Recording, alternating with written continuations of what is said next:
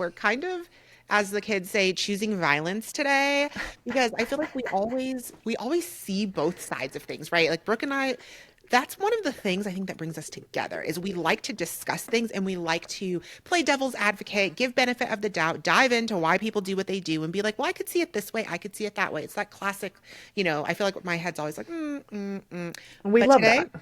but today we're picking sides. We're standing on business. We're going to get to some hot dating topics and we're not going to say, well, maybe, well, no, it's yes or no. It's this or that. There is no gray today. No flip-flopping allowed. So let's do it. And I haven't seen any of these topics, so I am going to have to, in the moment, flip or flop. Flip or flop. Oh, like that, like the house show. All right. Okay. Well, let me pull up my notes. Okay. First one. First topic, and I feel like this is like such a huge one. Women shooting their shot. Should they ever do it, or is that like considered to chase a man?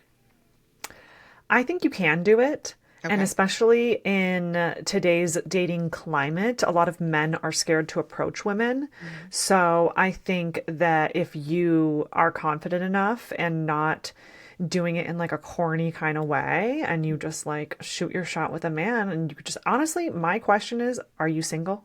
Like, Ooh. that's the question. Because it's like, well, first of all, do you want to know if he's single or if he's saying he's single?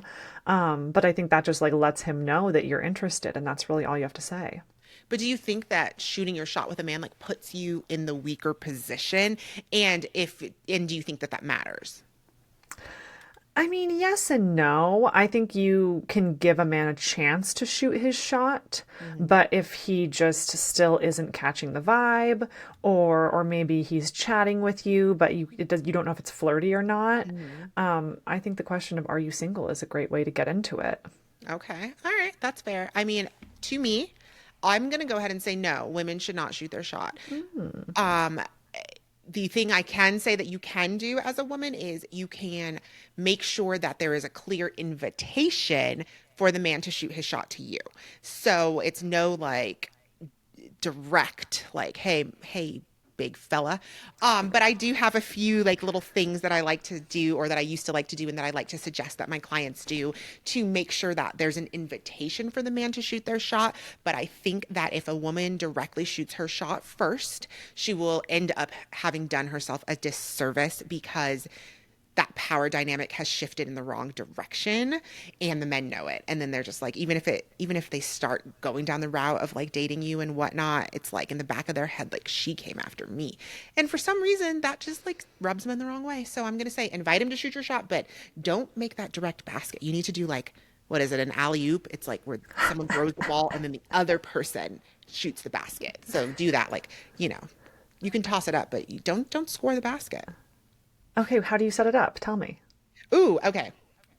So we'll do one for when you're IRL, okay? Because this is one of my favorites. So if you're IRL, because it's a little bit more nuanced when we're doing digital flirtings, and we can talk about that later. But so if you're IRL and you're out somewhere and you see the guy, like that's the guy, and you're like, I want to talk to him, okay? But you're not going to be sauntering on over to him. You're not going to do that. So if you're already close enough that you're in earshot, you could make a casual thing. Now, I don't want to go as direct as saying, "Are you single?" But you can say something like, "Hey, what you drinking?" Or, like, "Can you recommend something to me?" Or compliment his timepiece, whatever. But if he's across the restaurant or something, and you've noticed, and you're like making a little eye contact when you're seeing him, then you linger that eye contact a little bit and then look away and like be cutely looking away, smiling, laughing, having a good old time. And then when you look back, and of course he's looking at you because he's noticed this radiant, magnetic woman across the bar, you can just casually tip your drink a little bit before you take a sip. Yes, I have an obnoxiously large Pellegrino bottle, but in reality, it'd be something like cuter and daintier. And you can like tip your drink and take a sip and then look away. Oh. And then he's like, "Oh, she cheers to me."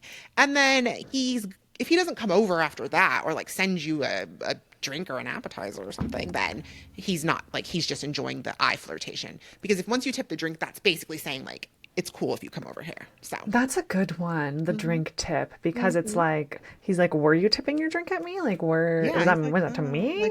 me, me, and then you're like, and look away. I like that one. Okay.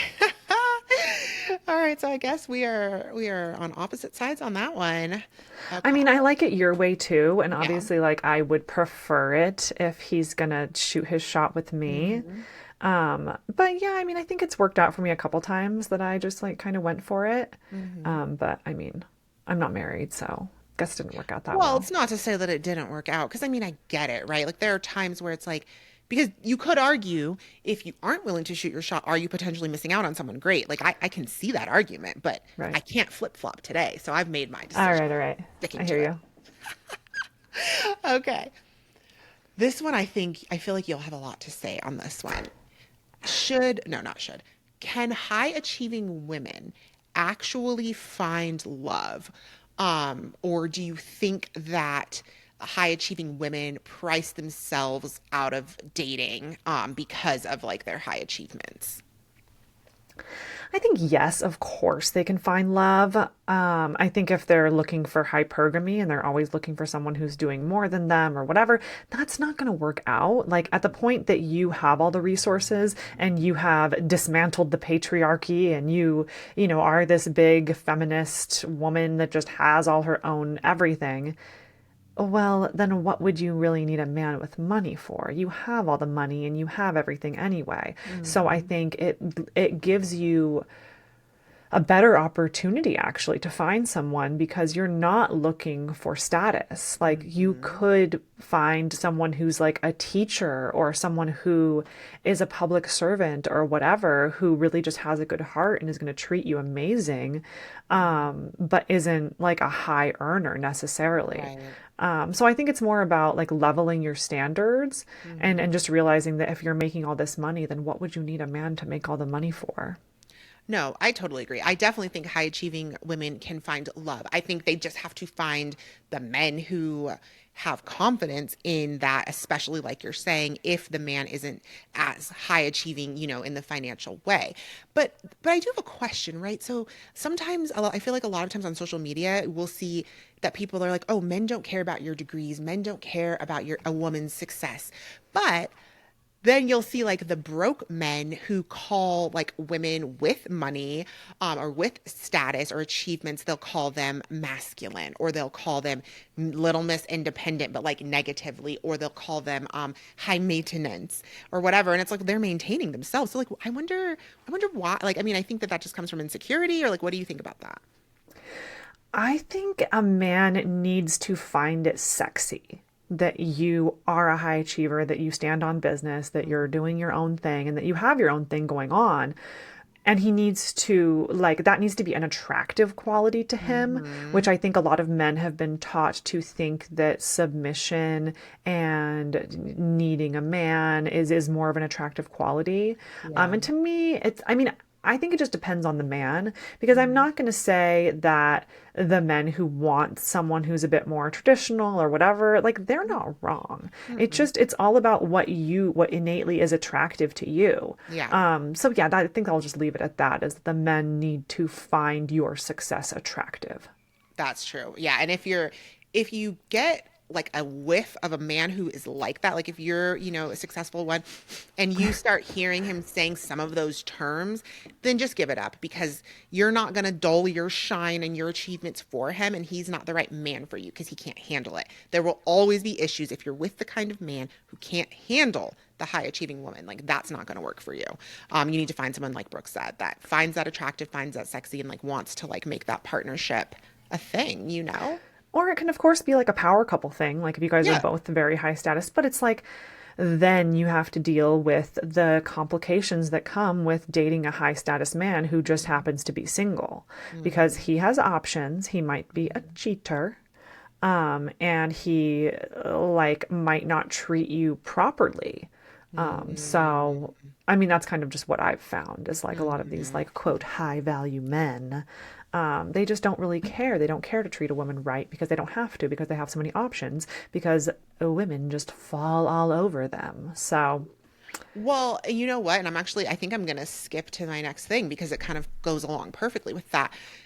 Because number one, the high value man thing, I feel like whoever like started using that term, here recently, like is a fool. Like if it was a woman who started saying like you need to find yourself a high value man, don't give them those ideas about themselves. Now we have come into a society where men have got it messed up and they now think that they are the prize, when we are supposed to be the prize in the thing. I mean, yes, like obviously you want to both feel like you got a prize, like don't get me wrong, but it's like this thing of like these men wanting to be like elevated onto these pedestals is so bizarre.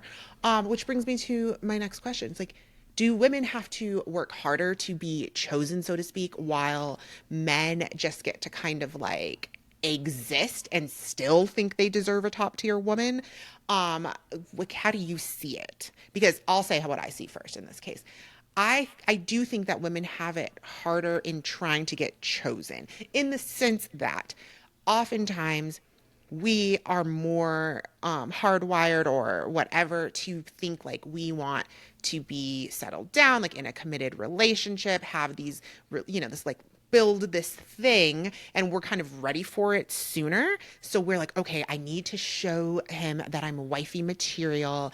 I need to be considered, wifey material. I need to do this so I'm seen as someone that they want to bring home to their mother and this, that, and the third. And it's like you rarely hear a man be like, I want to make sure I'm suitable to go home to her father, like they don't even think that, they just assume that Yeah. they're suitable. And so, but I think that men, or it's like the old thing, I remember like women in my family being like, well, men can be fat.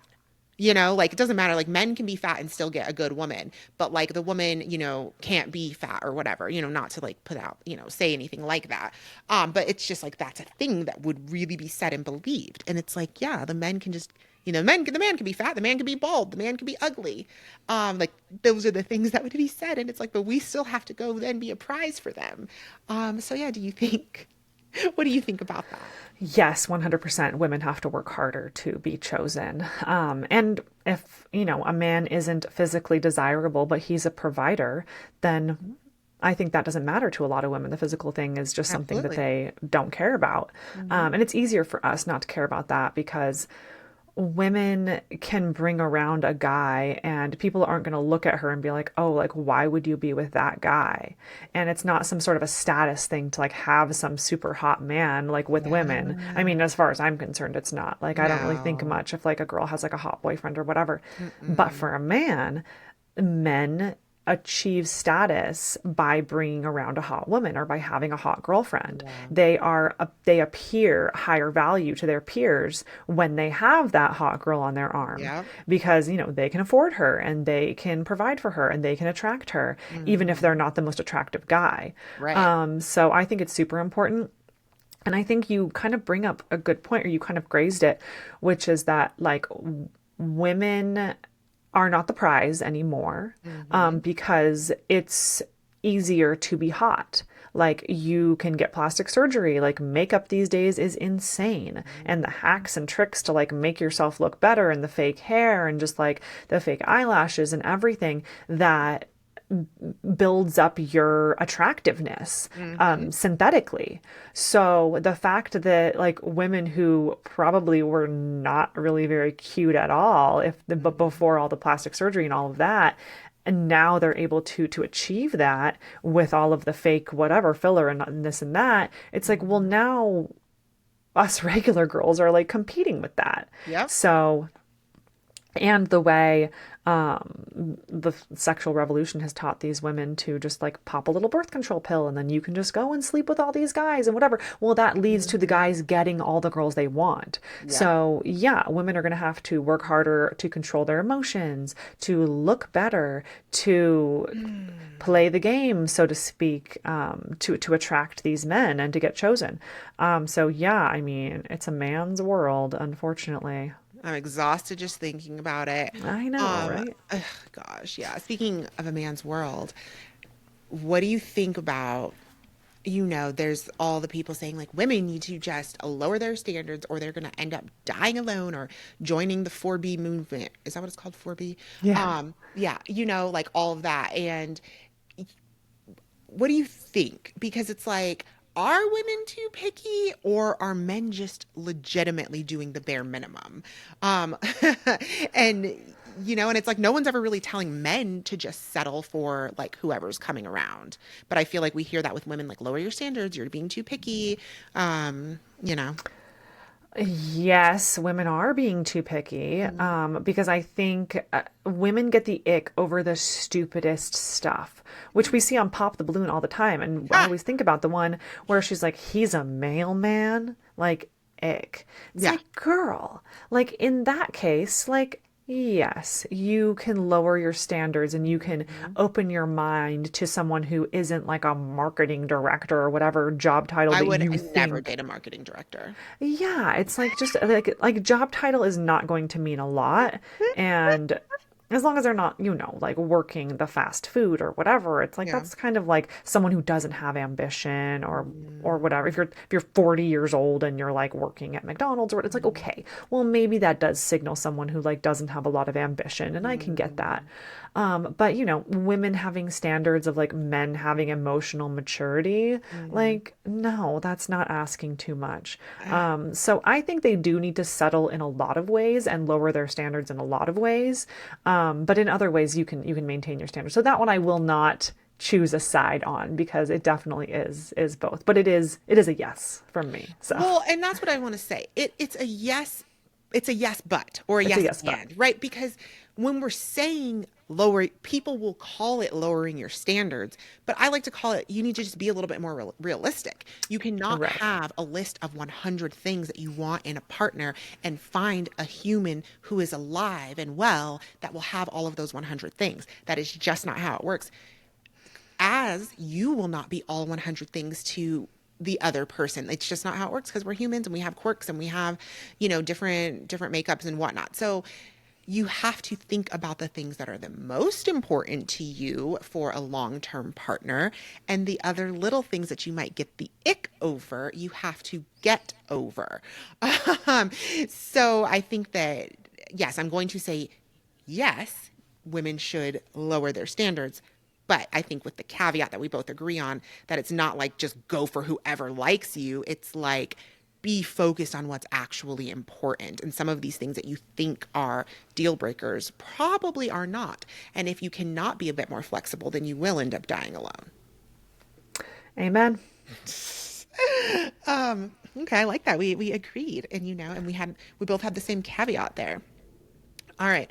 And then lastly, um, okay, this was actually a late ad, so I haven't even thought about it, but I was listening to a podcast, as it were, before we got on our podcast. And what do you think? Do you think realistically that there actually is a such thing as an amicable breakup?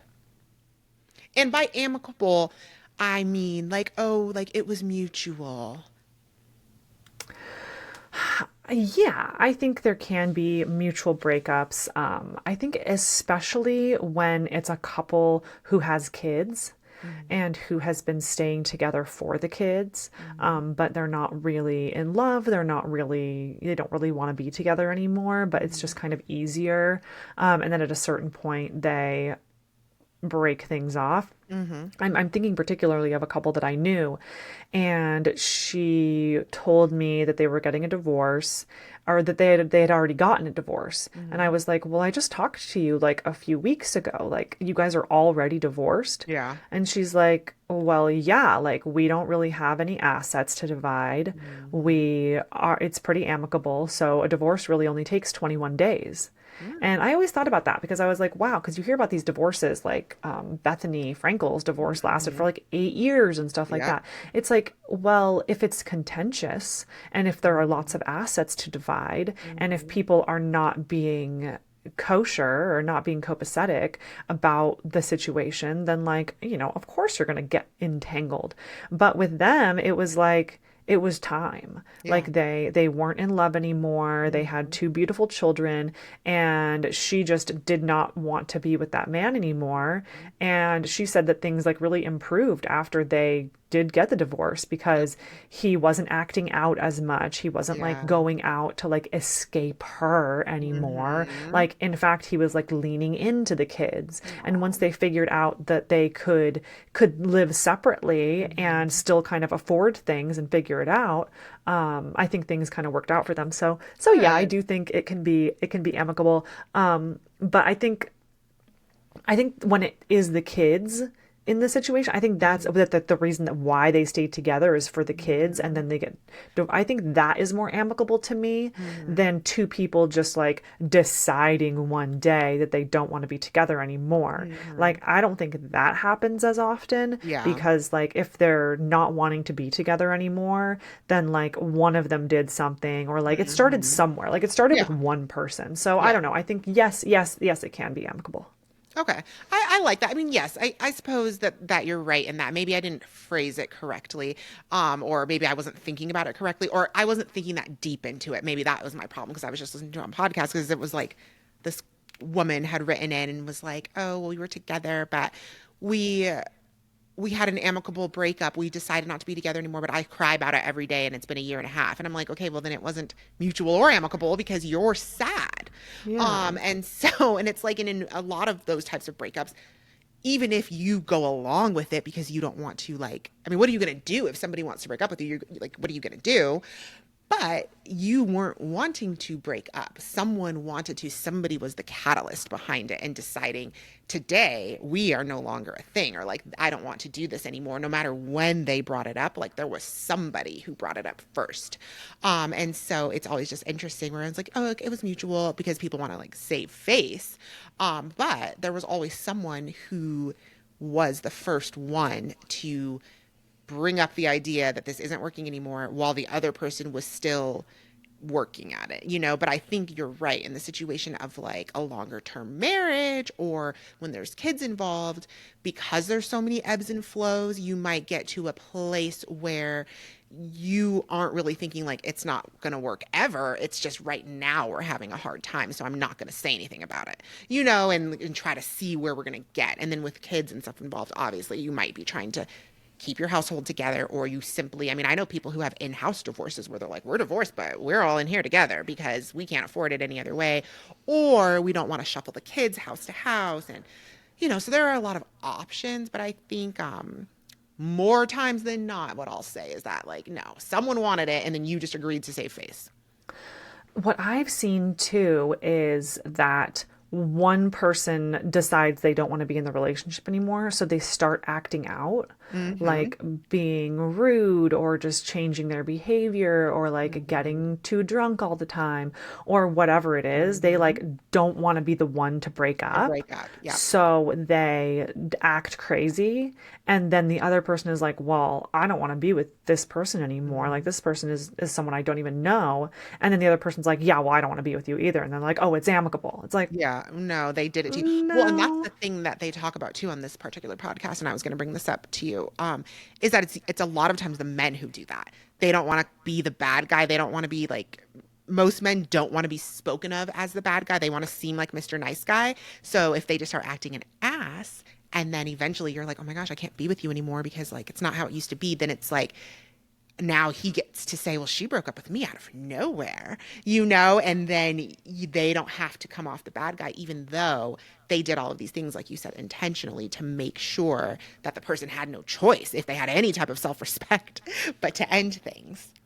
Yeah, I mean, it's always the person with like the bigger ego that like Mhm. doesn't want, yeah, like you said, doesn't want to be the bad guy, like doesn't Mhm. want people talking negatively about them. And Mhm. then if it's like, oh, but I was the one who was broken up with, I was doing everything I can. Yeah. It's like, okay, well, you tell yourself that story and, you Hmm. know, good luck with that. Good friggin' luck. Yeah. Okay. Well, I mean, I'm proud of us. I think most of the time we stood on business and picked a side. And maybe we'll get better at it. For once. But I like this format. I like the pick a side Me format. too. Me too. Because, and I think it goes quicker. Like we're able to get, you know, we're more succinct because we don't have to discuss both sides from our own point of view. Oh, yeah, we should do one where we're on opposite sides, like a debate where we argue Ooh. something. Okay. Okay. Let's come up with some topic ideas and then we'll figure out which one. Because, of course, for a debate, we must have time to prepare a bit. Yes, we would have to have time to prepare our arguments, and maybe Judge Alexis can make an appearance. Dang, I wonder if I still have that wig. Oh my God, that wig was so bad. It was the best, worst wig ever. That's good. Yeah. All right. Well, we've done it. We have given our hot takes and our opinions on some of today's hottest dating topics, but you let us know what you think. Let us know in the chat. And of course, subscribe, like, comment, and follow us in all of the places. And if you just can't get enough of listening to us right now, hop on over to Brooke's channel and see what kind of piping hot content we have over there. Until next time, it's Alexis and Brooke. Bye, y'all.